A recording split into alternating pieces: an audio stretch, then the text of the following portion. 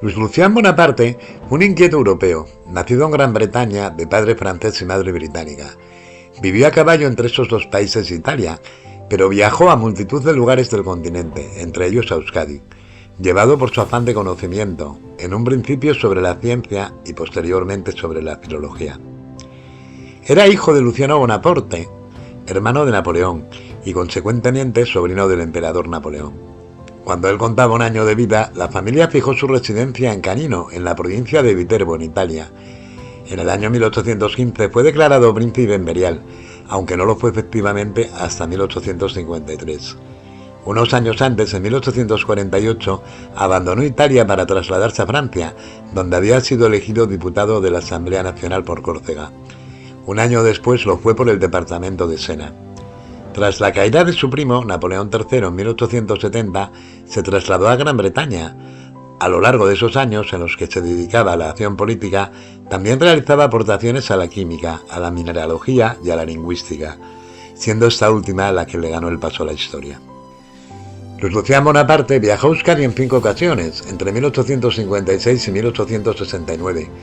Fruto de esos viajes, en los que alcanzó un gran dominio del euskera y sus dialectos, y de un trabajo ímprobo para el que contó con la ayuda de colaboradores vascos, realizó la clasificación de los dialectos vascos, que prácticamente se ha usado hasta el siglo XXI. En su clasificación se recogen 3 grandes grupos, 8 dialectos, 25 subdialectos y hasta 50 variedades. No solo se dedicó al euskera, también promovió la traducción del Evangelio de San Mateo al galego y estudió los dialectos ingleses, italianos, sardos y albaneses. Bonaparte encargó traducciones de textos religiosos, normalmente los de los evangelios, y realizaba encuestas para fijar los límites de los diferentes dialectos, así como el uso del euskera correspondiente a cada localidad. Claudio Otaegui dio testimonio de su tesón con la siguiente anécdota. Bonaparte había celebrado una reunión con sacerdotes cerca de Pamplona, a fin de profundizar en el conocimiento del euskera de la zona. A la salida de la reunión había sido tan estricto el interrogatorio que uno de los sacerdotes le dijo a Claudio: «Fortuna que no le ha dado a este como a su tío por la guerra, porque si no, ni Dios para en este mundo». En Baracaldo se conservan 2 cartas enviadas por José Antonio Uriarte a Bonaparte. En ellas recoge el uso del euskera en Baracaldo. La primera es de 1864 y la segunda 2 años posterior, de 1866. Al afirmar en su carta de 1866 que había estado en Baracaldo, debemos suponer que en 1864 no viajó, recogiendo la información de forma indirecta. Probablemente el viaje en 1866 serviría para verificar aquella primera información. Curiosamente, los datos aportados en las cartas, pese a ser de diferentes autores, son similares. Eso no es extraño si observamos quién fue Uriarte y la meticulosidad de sus trabajos y su entrega a los mismos. José Antonio Uriarte Adaro nació en Arrigorriaga en 1812 y falleció en el convento de los franciscanos de Zarauz en 1869. En 1829 entró en el convento franciscano de Bermeo y tras estudiar en la Bastida se trasladó a Bilbao. Posteriormente, como consecuencia de la guerra carlista y las exclaustraciones, marchó a Azpeitia, donde tomó los hábitos en 1836. Este año, Euskadi vivía su 3er año de guerra, una guerra en que la Iglesia no era neutral. Es necesario recordar que buena parte del clero era partidaria de la causa carlista, por lo que en marzo de 1834 el gobierno ordenó la supresión de todos aquellos conventos en los que sus monjes, al menos una 6ª parte, hubieran dejado el claustro para unirse a la facción. La medida aceptaba igualmente a aquellos en los que se hubieran fabricado armas o pertrechos de guerra, y los que hubieran alojado juntas subversivas. Poco después, en octubre de 1834, se ordenó la supresión de todos los conventos situados en descampados, en las provincias de Álava, Guipúzcoa, Vizcaya y Navarra, para facilitar el exterminio de las facciones y por convenir a la pacificación de las provincias sublevadas.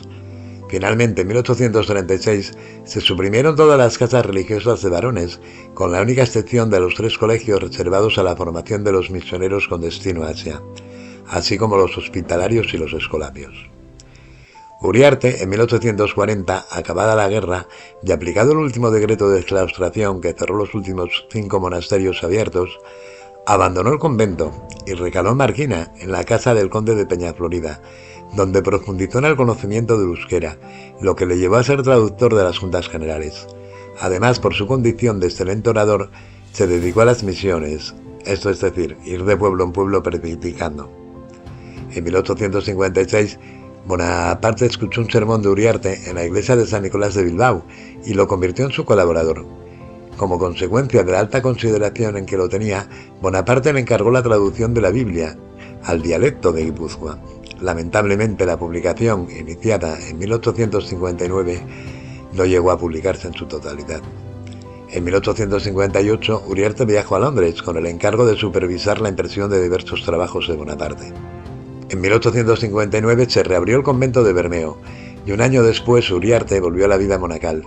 Siguió trabajando para Bonaparte, aunque con gran dificultad por la oposición de su superior.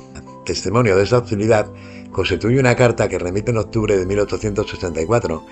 En ella pide a Bonaparte que interceda ante el obispo de Vitoria. Bonaparte le escribiría, aunque sin éxito. Sin embargo, Uriarte no se rindió y en 1862 retorna a Londres para continuar con el trabajo que tenía encargado. Lamentablemente, al empeorar su salud, se traslada en 1867 a San Millán de la Cogolla, con la intención de restablecerse. Allí sigue trabajando casi a escondidas, hasta 1868, en que envía sus últimas traducciones. Al año siguiente, ya gravemente enfermo, marcha al convento de Torauz, donde fallece el 20 de enero. Con el fin del Segundo Imperio francés y la instauración de la Tercera República en Francia, Bonaparte perdió en 1868 su jugosa pensión que le permitía sufragar sus investigaciones. En consecuencia, el resto de los trabajos de Uriarte, así como otros muchos, no consiguieron ser publicados.